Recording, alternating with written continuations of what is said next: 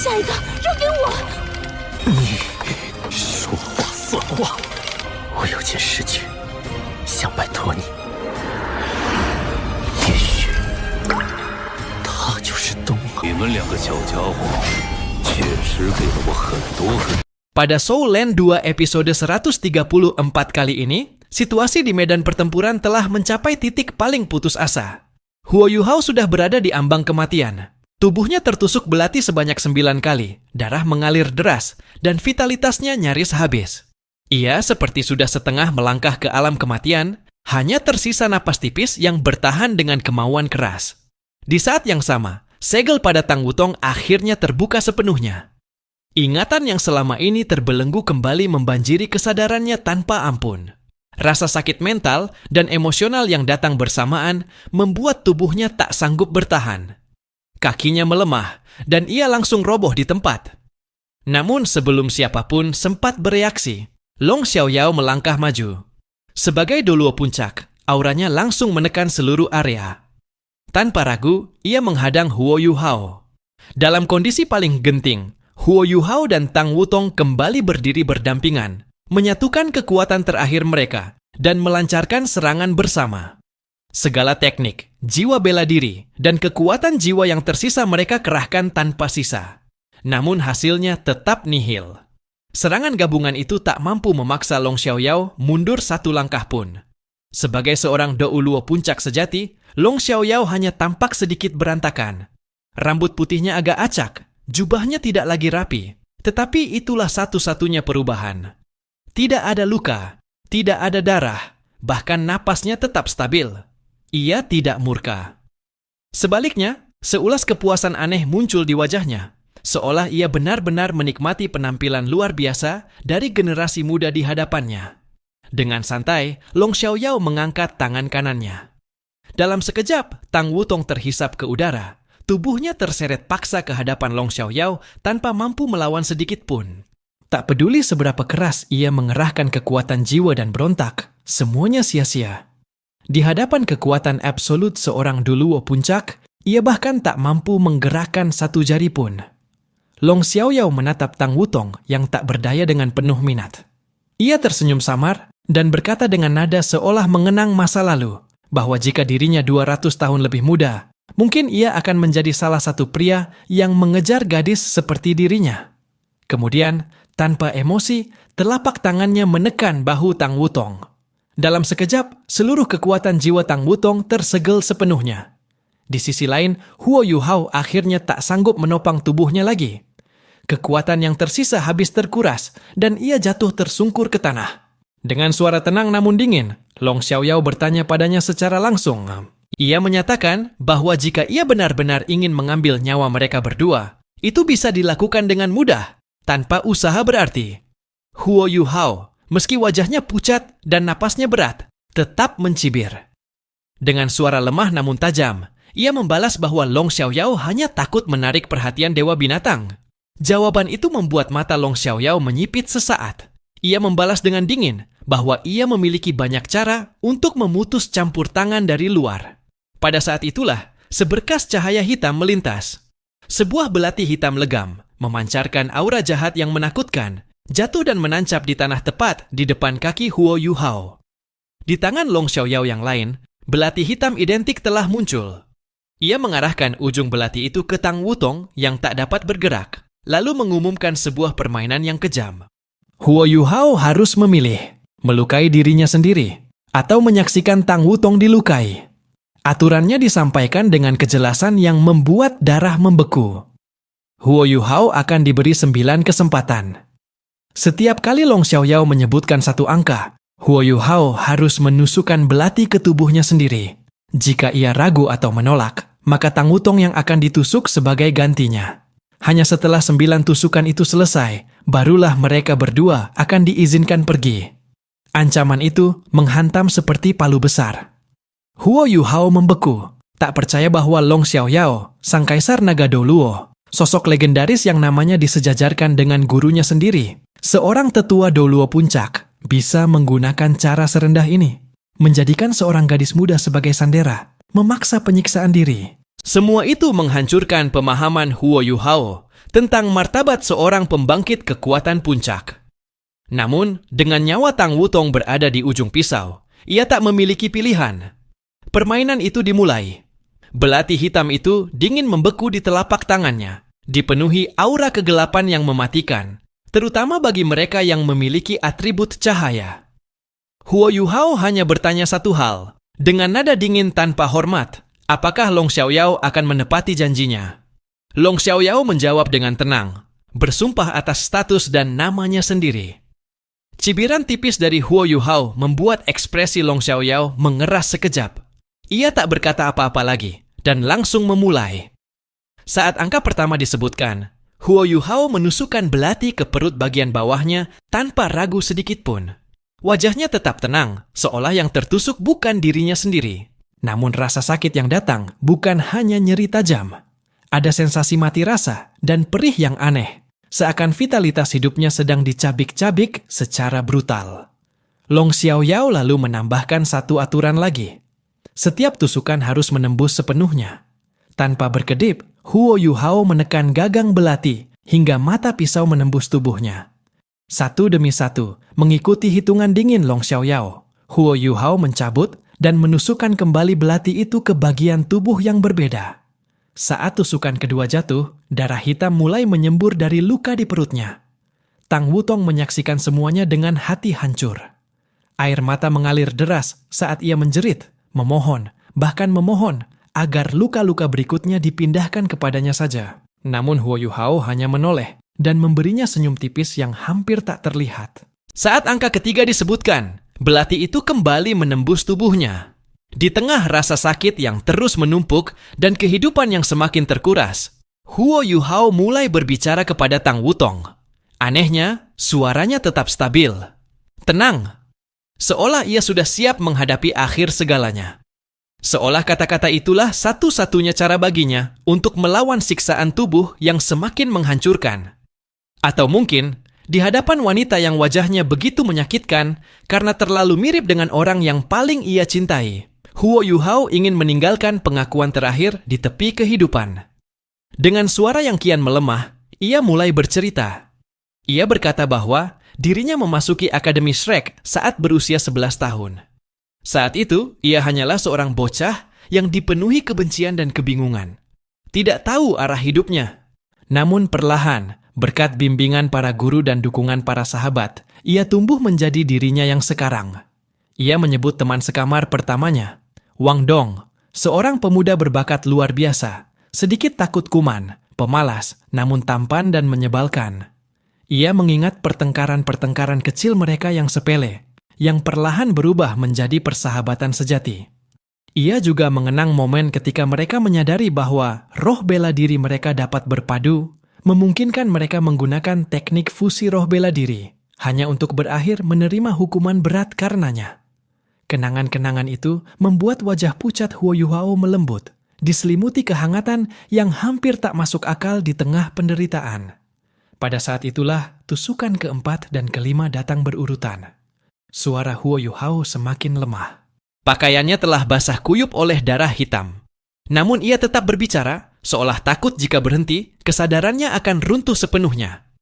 Ia lalu menceritakan tentang acara perjodohan takdir Dewa Laut. Tentang momen yang mengubah seluruh hidupnya, ketika ia mengetahui bahwa saudara baik yang selalu berada di sisinya, Wang Dong, ternyata adalah Wang Donger, yang selama ini menyamar sebagai pria. Kemudian, ia menyebut gadis lain yang memiliki wajah hampir sama persis dengan Donger, Wang Qiu'er. Dengan jujur, ia mengakui bahwa Qiu'er telah meninggalkan luka dan jejak yang dalam di hatinya, orang yang paling ia rasa berutang dalam hidup ini. Namun pada akhirnya, ia berkata dengan lirih namun tegas bahwa seluruh cinta di hatinya telah diberikan kepada Donger, utuh, tanpa sisa, dan tak terbagi. Saat tusukan keenam menembus tubuhnya, tubuh Huo Yuhao terhuyung hebat, hampir tak mampu berdiri. Warna wajahnya berubah dari pucat menjadi keemasan samar, dan pandangannya mulai kehilangan fokus. Tang Wutong menangis terseduh-seduh hingga hampir kehabisan napas, memohon padanya untuk berhenti. Namun Huo Yuhao hanya menggeleng pelan. Dengan suara yang hampir tak terdengar, Ia berkata bahwa, sebagai seorang pria, melindungi pasangan adalah hal yang wajar, meskipun wanita itu bukan Dongger. Ketika angka ke-8 dipanggil, Huo Yuhao memaksa dirinya kembali menusuk. Mata pisau menembus sisi kanan dadanya. Napasnya terengah, suaranya terpecah-pecah, nyaris menghilang.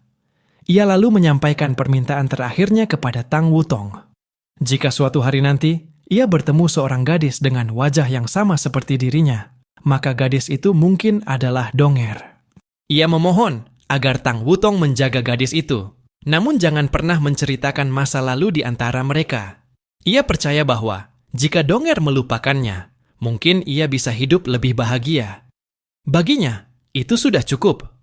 Kemudian, dengan sisa kesadarannya, ia menoleh ke arah Long Xiaoyao dan memohon satu hal terakhir, agar ia menepati janjinya dan membiarkan Tang Wutong pergi. Sesaat setelah itu, Huo Yuhao sendiri yang mengucapkan angka terakhir. 9. Di dalam matanya, cahaya terakhir menyala, seperti kilasan kehidupan yang kembali sejenak. Dengan seluruh kekuatan terakhirnya, ia menggenggam belati itu dengan kedua tangan dan tanpa ragu menusukkannya ke arah jantungnya sendiri.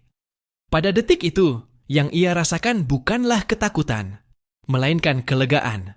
Seolah beban tanggung jawab dan penderitaan yang menindih bahunya selama ini, akhirnya bisa ia lepaskan. Dalam benaknya, ia berpikir bahwa kematian mungkin adalah rumah terbaik baginya. Wajah ibunya dan sosok Dongger melintas bersamaan di pikirannya. Dengan senyum pahit yang nyaris tak terlihat, ia bersiap menyambut akhir. Melihat tusukan terakhir itu, pikiran Tang Wutong benar-benar runtuh. Pada detik yang sama ketika Huo Yuhao tampak pasti akan mati, sesuatu di dalam dirinya retak terbuka dengan keras, rasa sakit yang tak dapat digambarkan dengan kata-kata. Dan pada saat itulah, sebuah segel terkoyak paksa. Segel atas ingatan tentang Wang Dongger. Dahulu, ketika Wang Dongger pertama kali terbangun, ingatan Tang Wutong memang telah kembali. Namun, Dewa Laut Tang San, untuk menguji Huo Yuhao, telah menyegel bagian ingatan yang berkaitan dengan Wang Dongger. Kini, segel itu hancur.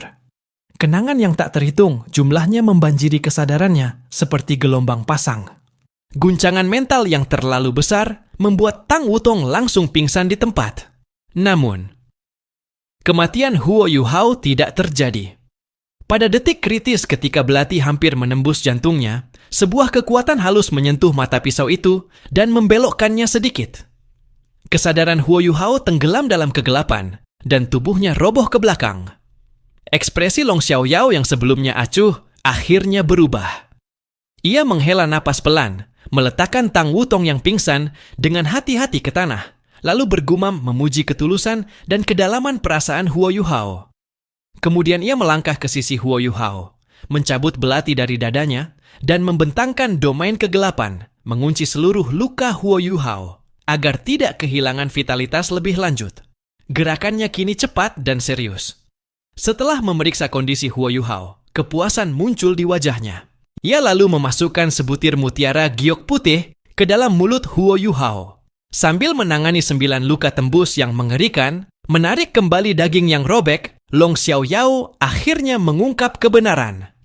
Permainan kejam ini, sejak awal memang dirancang dengan tujuan tertentu.